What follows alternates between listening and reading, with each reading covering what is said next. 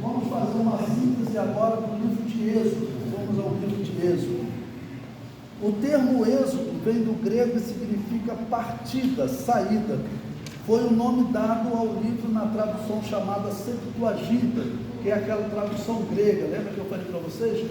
Os gregos mudavam o nome de tudo. Na Bíblia hebraica, este livro se chama Shemot, que significa os filhos de, ou seja, vai falar dos filhos de Israel, habitando no Egito durante esse período de perseguição. Propósito: se o livro de Gênesis mostra a queda do homem e a escravidão ao pecado e aos egípcios, o livro de Êxodo mostra a libertação e a caminhada para o paraíso, para a terra de Canaã. Então observe, a terra de Canaã, daquele povo que Deus, infelizmente, amaldiçoou. Deus disse para Abraão: olha, eu te trouxe para essa terra, mas eu vou te dar essa terra no momento que a medida da maldade dos cananeus chegarem ao extremo. Aquela se tornou a terra da bênção para os israelitas, que antes era uma terra de maldição. O livro de Gênesis acaba com o povo da promessa escravos do Egito. O propósito do livro do Êxodo é mostrar que Deus liberta o seu povo. Bom, lembrar que esse povo ele já tem um nome, Israel, príncipe de Deus, mas o nome anterior do homem que gerou esse povo, qual era? O homem que se chamou Israel, qual era o nome anterior dele? Jacó. E lembre-se que Jacó significa usurpador, ok? Ou enganador, não, é sinônimo, usurpador ou enganador. Alguns falam assim, mas não é estranho uma mãe chamar o filho de usurpador? Mas lembre-se que Deus havia dado uma resposta a Rebeca, porque ela via os filhos lutando dentro dela. E Deus falou que realmente o menor iria usurpar o direito à primogenitura do maior, do mais velho, que era Esaú. É uma questão complicada, mas na verdade mostra o quê? Todos nós, quando vivemos sem Jesus, nós vivemos como Jacó, de maneira errada. Não existe diferença na humanidade. Você pode dizer que um erra mais, o outro erra menos, mas todos erram. E todos podem ter essa mudança de vida. De um enganador, que ele enganou seu irmão, enganou seu pai, enganou seu sogro, até que ele se encontra com Deus no Val de Jaboque, se encontra com um anjo, e ele tem a sua vida transformada. A partir disso, ele já não é mais um enganador, na verdade ele é um profeta. Ele profetiza sobre seus filhos, ele abençoa seus filhos, ok? Quando ela não convertia e ficava. Como é que pode um homem lutar com um anjo? Seria algo mentalmente falando impossível, mas aí a gente tem a figura, né? O homem lutar com o anjo, é claro que não é uma luta literal, né? Não é uma luta literal, ali era um simbolismo dele querendo ser abençoado pelo anjo, ok? Que depois ele descreve dizendo que era o próprio Deus. Então era um clamor muito forte para que Deus mudasse a sua vida. E está representando o quê? Que nós devemos clamar para que Deus mude a nossa vida. Se hoje nós temos alguma limitação, qualquer limitação, nós temos que chegar a Deus e Ele pode fazer o milagre de transformar um enganador em um príncipe. Esse é o significado, né? Sim, meu irmão. Nesse caso aí, eu posso considerar que Jacó estava tendo sono. Ele estava o quê? Sonhando. Não, sonhando não. Ele estava orando. Você pode considerar que ele estava orando. Ele encontrou o anjo e ele estava orando, clamando ao anjo. Tanto que ele fala com o anjo. Não era um sonho. Esse do Val de Jaboque não era um sonho. A escada é que foi um sonho, mas nesse caso ele estava, você vai considerar que ele estava orando, ele estava clamando, ele estava ali com Deus, clamando para ele ter o seu caráter mudado. Porque ele era bem sucedido, ele foi trabalhar com seu sogro, conseguiu muitos animais, tudo, De uma certa forma enganou o seu sogro, fazendo com que aqueles que geravam filhos mais gordos, mais fortes, fossem daqueles, né, que ele ficaria com os filhotes, e assim ele enganou seu sogro. Mas você pode subir na vida de forma enganosa ou trabalhando legitimamente. Então chegou um ponto na vida dele que ele disse: eu não quero mais ser um enganador. E a pessoa que vive enganando, a pessoa que vive no erro, né, o erro é uma coisa que ele está sempre atraindo a pessoa. Okay? Então ela precisa realmente de um milagre de Deus. O ser humano, para vencer o mal, você veja que é um exemplo de Jó. Deus falou para Jó, perguntou a ele: você pode vencer o Leviatã sozinho? O que era Leviatã? Leviatã era uma figura que simbolizava Satanás. Em Isaías 27, Deus fala, né, sobre a antiga serpente, ou o Leviatã. Então Deus está dizendo para Jó: você pode vencer esse animal sozinho, ou você pode vencer a serpente sozinho, você pode vencer a tentação sozinho. E Deus diz que não. Você não adianta você tentar fazer acordo com ele. Então o mal, ele vai sempre te oprimir.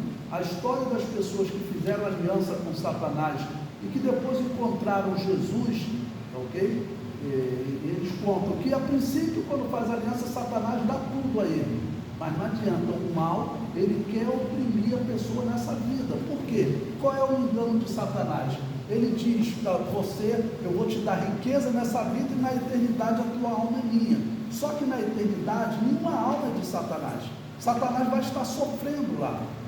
Existem alguns quadros que os artistas pintam, né? Principalmente os artistas católicos. Tem lá no Rio de Janeiro um quadro, ele é até grande, esse tamanho de uma parede, ele tem uns 15 metros de comprimento, sabe, uns 4 metros de altura, retratando o inferno. E naquele retrato do inferno, os demônios estão fazendo uma festa do inferno, carpando pessoas, rindo das almas. Esse não é o inferno que a Bíblia descreve. A Bíblia diz que o inferno foi preparado para o diabo e seus anjos. Então o diabo sabe que lá ele não vai ter alma de ninguém. Então as pessoas dizem que a princípio o diabo dá dinheiro, depois é só tormento, ok? Então é o mesmo que Deus está dizendo para Jó, ok? Ele não pode vencer sozinho. No caso, ali Jacó estava clamando exatamente para que Deus ajudasse ele a se livrar dessa prisão do pecado. Bom, quando ocorreu o êxodo? Próximo de 1446 a.C., entre 1446 a 1430. Essas são datas aproximadas. Nós estamos tratando aqui de 3.400 anos atrás. Então você pode ter diferença de 50 anos, de 100 anos, são datas aproximadas, ok? Tem autor que coloca o êxodo, a saída, né, da escravidão, como tendo ocorrido em 1550, outros até 1200, mas é uma data realmente errada, 1200. É próximo de 1450, considerando um número redondo, ok? Então é nesse momento que podemos dizer que vai nascer a nação de Israel, porque eles terão um povo, uma lei e vão para uma terra. Uma nação é formada assim, né? Tem que ter uma terra, um povo e uma lei. Então vai ter o povo, Deus vai dar a lei a eles e eles vão conquistar a terra. Esse momento aqui na história do Egito, ele é um momento importante. Na história do Egito, eles dizem que viveu um povo lá no Egito, que eles chamam esse povo de governadores estrangeiros. Antigamente, veja como a arqueologia ela vai nos ajudando. Quando, em 1984, quando eu era aluno do seminário, os estudos diziam que esse povo, chamado por eles de Ixo, se vocês quiserem anotar para pesquisar, é H-I-C-S-O, esse povo chamado Ixo, todos os estudos diziam que esse povo tinha invadido o Egito e tinha dominado o Egito. Mas os estudos mais recentes mostraram que esse povo, na verdade, eles se tornaram governadores do Egito de forma pacífica. E aí acendeu uma luz em todos os cristãos, né? Exatamente o que a Bíblia diz que aconteceu, porque os israelitas, José se tornou governador do Egito. José viveu quanto tempo? Quem se lembra? Foram cerca de 130 anos. Eu vou abrir aqui para ver se a minha mente não falhou.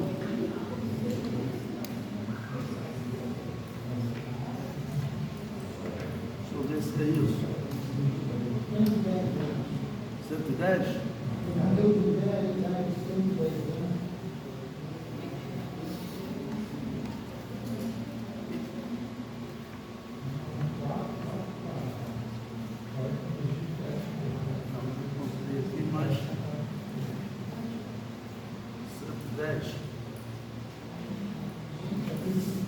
Então vocês vejam, Gênesis 50, 26. José morreu na idade de 110 anos. Quando você vê os egípcios, eles viviam em média quanto nesse tempo?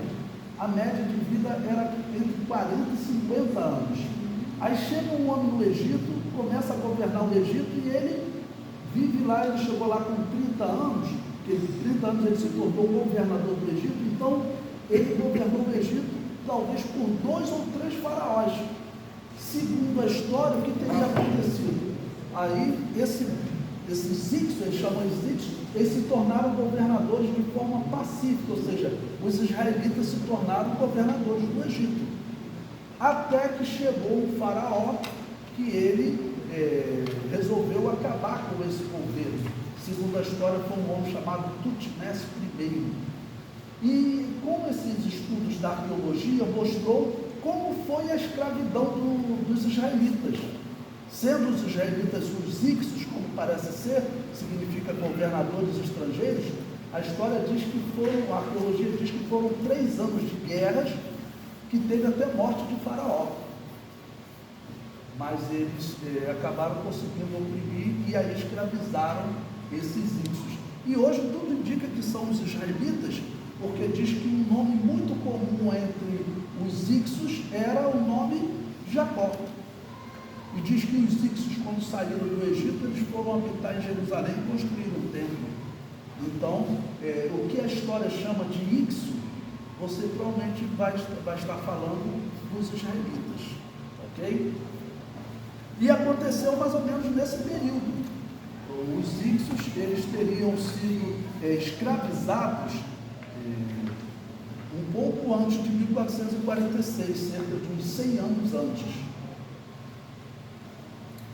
O autor do livro de Êxodo, a tradição judaica, atribui a autoria do livro a Moisés. Ele teria escrito durante a caminhada no deserto. Trechos do próprio livro indicam a autoria de Moisés. Então disse o Senhor a Moisés: escreve isto para a memória num livro. E principalmente, essa geração de israelitas que sai do Egito, que nasceram como escravos, bom, nós não sabemos quantas gerações foram de escravos, eles provavelmente não sabiam ler. Como eu tenho dito para vocês, saber ler era uma raridade. E nessa época está surgindo a escrita alfabética, essa escrita que nós temos hoje, com cerca de 26 caracteres, que é mais fácil você contar uma história, que antes eram escritas com mais de 1000 caracteres. Aí era complicado aprender a escrever. E Moisés, então, era uma raridade entre os israelitas, ok? José, ele certamente sabia ler, até para ele se destacar no Egito, certamente ele sabia ler. Não sabemos se ele saiu de Canaã sabendo ler, né, mas por ter se tornado alguém importante no Egito, ele certamente sabia ler. Mas José também não deixou nada escrito sobre a história dos seus pais, sobre a história do dilúvio, sobre a história dos descendentes de Sete, ou sobre a história de Adão e Eva. O primeiro homem que vai escrever é Moisés. Alguns supõem que José talvez tenha deixado escrito. Existem até tradições judaicas que diz que Noé teria deixado escrito, mas não existe nenhuma evidência real de que realmente eles tenham escrito. Então, o primeiro foi Moisés. Moisés foi o primeiro homem a contar a história. Bom, quanto tempo se passou desde Adão até Moisés? Calculem aí.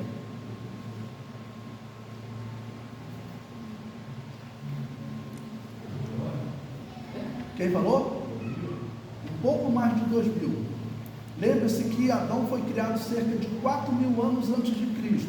E Moisés vive perto de 1500 antes de Cristo. Então, quanto tempo se passou? 2500 anos. Ok? Isso é mais ou menos 5 vezes a idade do Brasil. Então, pense essa história. Como que essa história veio de Adão? Vamos passando 1700 anos até Noé, passa o dilúvio com 100, a história vai até Abraão, vai até Jacó, José e chega até Moisés. Como que essa história ela permaneceu íntegra?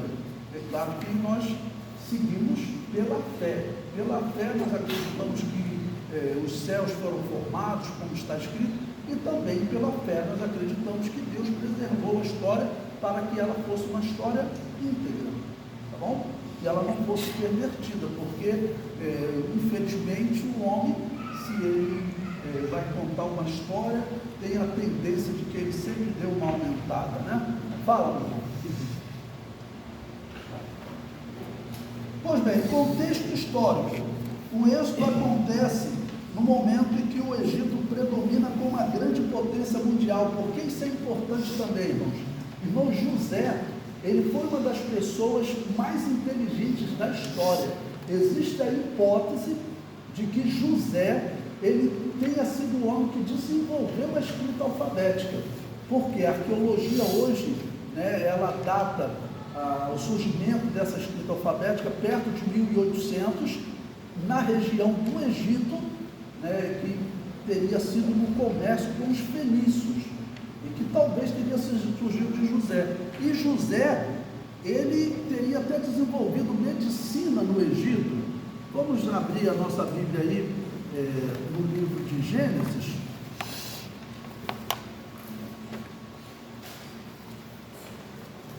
Capítulo 50 e versículo 23. Quem pode ler?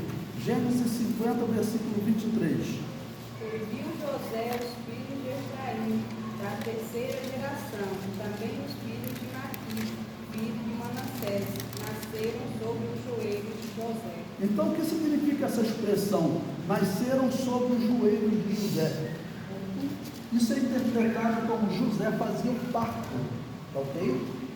Os filhos dos seus filhos. José, ele desenvolveu até medicina para fazer parto. Então, José era um homem abençoado por Deus. E o que isso tem a ver com o desenvolvimento do Egito como grande potência? Nesse período, os arqueólogos dizem que esses Ixos, eles desenvolveram muito a ciência egípcia.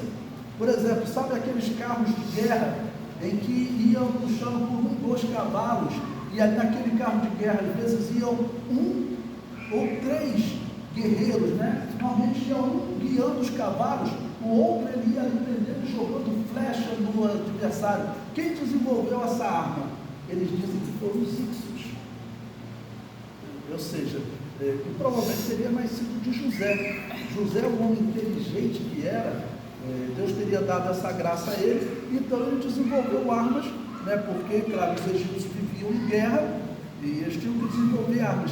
Então o Egito, nessa época, ele se tornou a grande potência, e os arqueólogos dizem que os Ixos foram importantíssimos no desenvolvimento dessa tecnologia. E se os Ixos são os israelitas, né? Pensando em um israelita naquela época, abençoado, inteligente, principalmente abençoado por Deus, seria José, ok?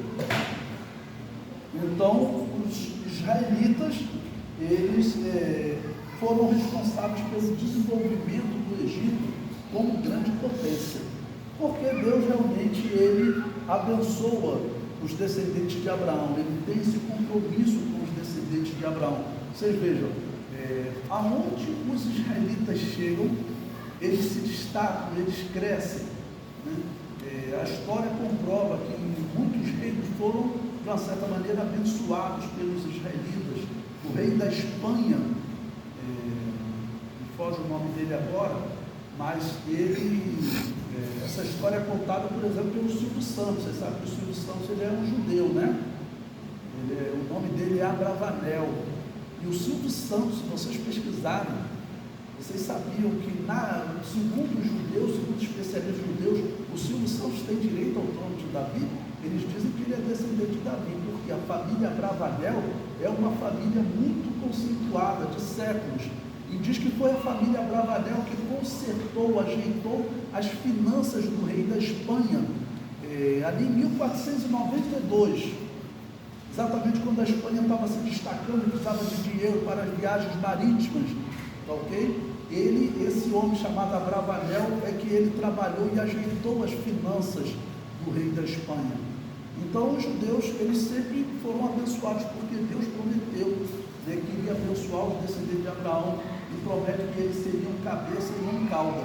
Eles só não são abençoados espiritualmente, porque a bênção espiritual é o quê? É uma escolha do homem, e eles infelizmente sempre escolheram o caminho errado. Mas financeiramente, os homens mais ricos do mundo são os israelitas, ok? São os criadores do sistema bancário, do sistema financeiro do mundo. E até vocês sabem por que banco se chama banco? É uma pergunta, né? Por que o local que se deposita dinheiro se chama banco? Isso foi criado pelos israelitas. Porque nos tempos antigos, os israelitas começou com os peregrinos que vinham de todas as partes do mundo para visitar o templo. Então eles sentavam na porta das cidades, por exemplo, ficaram peregrinos, por exemplo, Esther, Mardoqueu viviam lá na Pérsia, né? Ok? Quando eles vinham peregrinando até Canaã, ficava um israelita ali sentado na entrada da cidade em um banco. Ele falava: você está vindo de onde? Qual moeda você está trazendo? Você tem que trocar a moeda para você poder fazer compras aqui em Jerusalém. Não sei se vocês já foram num banco, por exemplo, para comprar dólar, preciso viajar. É claro que o valor que eles te compram, um dólar, não é o valor que eles te vendem. Por exemplo, se você chegar num banco, eu quero comprar $1.000, aí hoje eu vou botar em número redondo, você vai pagar R$5.000 em $1.000. Aí você saiu da esquina, desistiu da viagem, eu quero vender de novo os $1.000, eles não vão te pagar R$5.000, eles vão pagar R$4.800, porque eles ganham uma diferença que é chamada de spread. Então eles ficavam nas portas da cidade num banquinho, trocando as moedas, isso é chamado câmbio. E a partir desse sentado num banco, todo mundo que passou a depositar dinheiro, passou a ser chamado de banco. Interessante, né? Pois bem, a palavra-chave do livro de Êxodo é libertação, ok? É ali no livro de Êxodo que nasce, por exemplo, a doutrina do Cordeiro Pascal, em que eles são libertos principalmente da morte pelo anjo da morte. E como eles ficaram libertos? Eles ficaram libertos porque eles colocaram o sinal do sangue do Cordeiro na porta. Então esse é o símbolo de libertação. O livro de Êxodo tem 3 grandes divisões: Israel liberta Israel, Yahvé liberta Israel, Yahvé guia Israel na peregrinação ao Egito, e as revelações de Yahvé no Sinai. Bom, por que eu uso esse nome Yahvé? Para explicar a vocês. Vocês viram que Deus se apresentou a Moisés com o nome Eu Sou. É assim que a nossa tradução, ela traduz o nome de Deus, tá bom? Eu Sou. Ou seja, significando aquele Deus que age no presente. Porque os egípcios e todos os outros povos, eles contavam lendas dos deuses que haviam feito no passado. Jamais o Deus deles agia no presente, era sempre um Deus do passado. E nós sabemos que eram lendas, Deus da tempestade, que fez isso, que fez aquilo, mas os deuses nunca agiam no presente. Então Deus se apresentou com esse nome, que se pronuncia em hebraico Yahvé, ou algumas traduções, né, que elas utilizam Javé ou ainda Jeová. Jeová é uma transliteração errada, é melhor não usar, mas alguns utilizam, até as nossas Bíblias utilizam. A tradução mais próxima seria Yahvé. O significado do nome por isso se traduz como Eu Sou, significa aquele que age no presente, significando que os israelitas, e aplicando a nós igrejas, nós temos que ter sempre algo a falar que Deus está fazendo por nós. Nós podemos dizer o que Deus fez no passado, Mas o que difere o cristão do pagão é que o cristão ele tem sempre algo para contar que Deus ele fez no presente. Né? Alguém tem um testemunho, vai ter sempre alguém a ter um testemunho de uma operação de Deus no presente. Ok? E os deuses pagãos, claro, eles nunca agiam, né, pelo povo. Então, capítulo 1. Yahvé liberta Israel. Israel cativo no Egito. O cativeiro egípcio durou 400 anos. Os egípcios descendiam de Cão, filho de Noé. Egito é um termo grego que equivale ao hebraico Mizraim. As datas quanto à origem deste império são incertas. O Egito aparece sempre como uma terra fértil para onde os povos correm para fugir da fome. Foi assim com Abraão e com Jacó. Esta fertilidade é normalmente atribuída ao rio Nilo. Por quê? O rio Nilo, ele tem o que eles chamam de uma enchente anual, que normalmente ocorre no mês de agosto, ok? E essa enchente, ela pega uma região muito grande. Pensa em você estar nessa região aqui, e você tem que sair 60 quilômetros para fugir da enchente e procurar uma região mais alta. E lá você fica 4 meses. E essa lama que o rio Nilo deixava era uma lama extremamente fértil.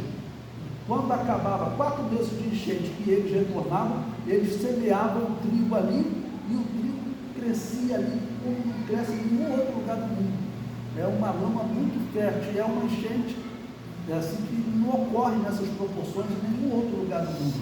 Então foi uma região abençoada, foi uma região rica, ok? E quando nós olhamos nos mapas ao redor do Nilo, são grandes desertos.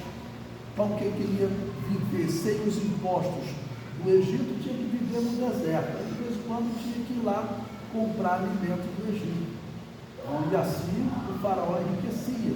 José, ele usou, né, certamente isso para, no seu trabalho, enriquecer o faraó.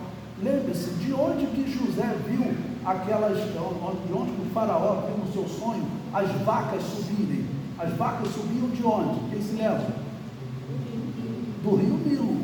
Ou seja, José interpretou, né, que iria haver uma seca, ok? Porque vacas subindo do rio Nilo, ele interpretou que haveria uma grande seca naquela região. Segundo a história, José teria feito a arqueologia e identificou até os dias de hoje existe um grande lago artificial, um canal e um lago que José teria mandado cavar e criou um reservatório de água.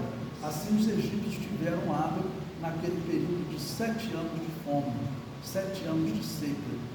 Ok? Então eles puderam continuar cultivando, apesar de não ter aquele recurso da lama do Nilo. Ok? Número 2, os ixos. Bom, eu já falei um pouco aí para vocês sobre os ixos, vocês vão estar lendo depois, mas esses ixos tudo indica que são os israelitas. Né? O termo ixo significa governadores estrangeiros. E certamente, como eles agora já concluíram que os ixos, eles dominaram o Egito, mas foi de forma pacífica, não foi por guerra.